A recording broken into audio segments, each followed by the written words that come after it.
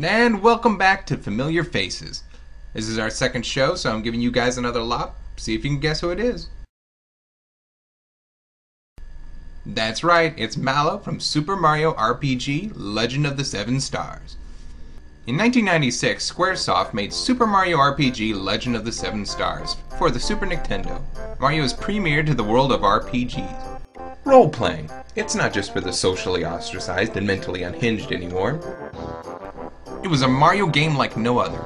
It was in 3D, had intertwining stories, and you can play as multiple characters at the same time, like Bowser and Peach.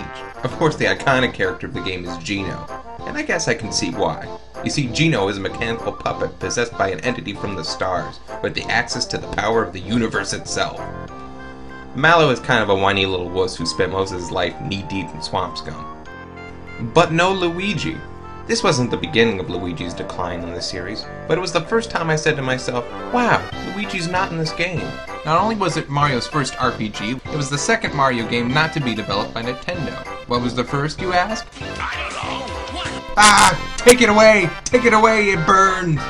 Mario RPG was also the only Mario game to include the SA1 chip, one of a series made to boost the processing power of the Super Nintendo, allowing the 24-bit system to play 32-bit games. Now that's playing with power. Okay, here's the storyline. Bowser captures Princess Peach again, and Mario heads off to save her. But right before Mario defeats Bowser, a giant sword falls from the sky and into Bowser's castle, throwing Bowser, Mario, and Princess Peach in different directions. This is work of the Smithy Gang, an organization bent on taking... Of course! You just couldn't hold it in, could you? I hope you're happy. On the contrary, I mourn. Okay, to make a long story short, bad guy, good guys, 7 stars, Mamma Mia. So a little bit into his journey, Mario runs into Mallow. Mallow is a tadpole. He's puffy and white, wears trousers over his newly developed mid-morphosis legs, and can split in half while controlling the weather. Just like a real tadpole. Actually, Mallow is not a tadpole. He's a cloud creature that was found as a baby by the philosopher Frogfucius, who raised him as his grandson. But I'm getting ahead of myself. You see, Mario comes across Mallow in the Mushroom Village. Mallow has just had his ass handed to him by a raptor with a top hat named Croco. Mario, being the saint that he is, offers to help Mallow get his stolen item back, via his own brand of vigilante plumber justice.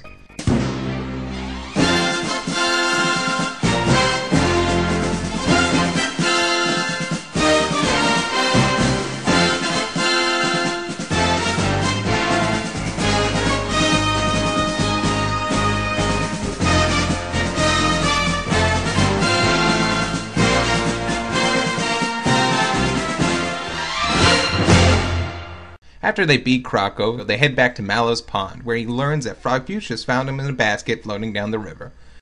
Hey, that sounds familiar. Anyway, the frog decided to raise the child as his own grandson. Now that sounds familiar too. So Mario steps up and offers to take him along on his quest.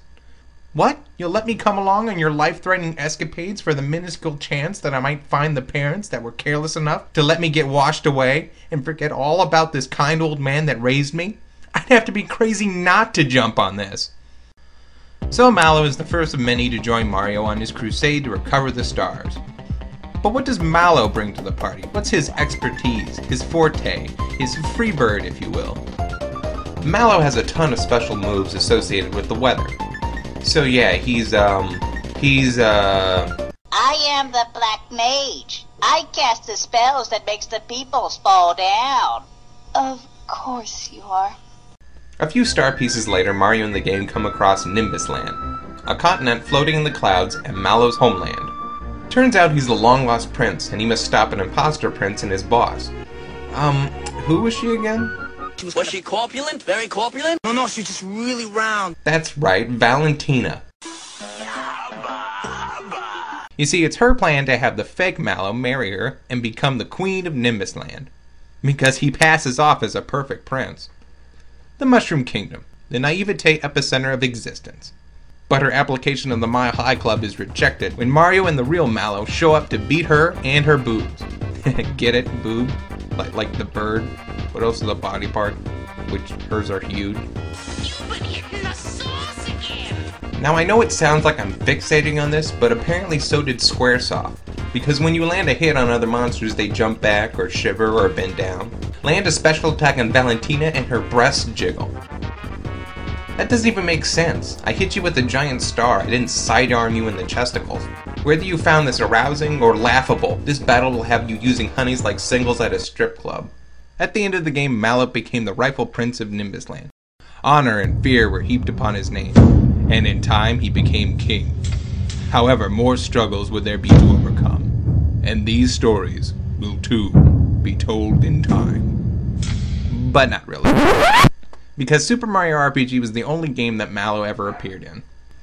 But he can take solace in knowing that this game opened the door to the other Mario RPG titles, and a menagerie of other one-shot characters that will also never be seen.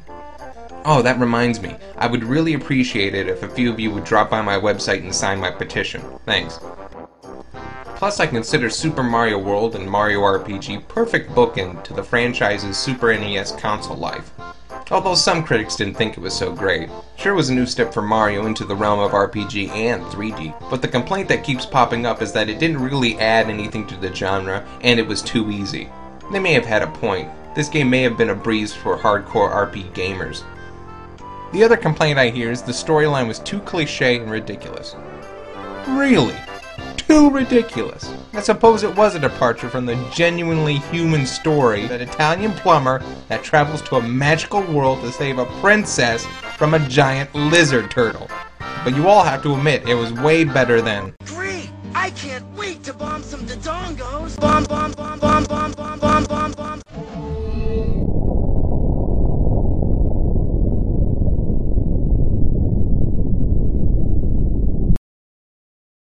It was just a really fun and well-made game, featuring a cast of both classical and new characters who have since then become classics.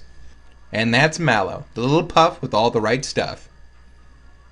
Oh, by the way, I've been calling you Mellow for the past 5 years. Sorry.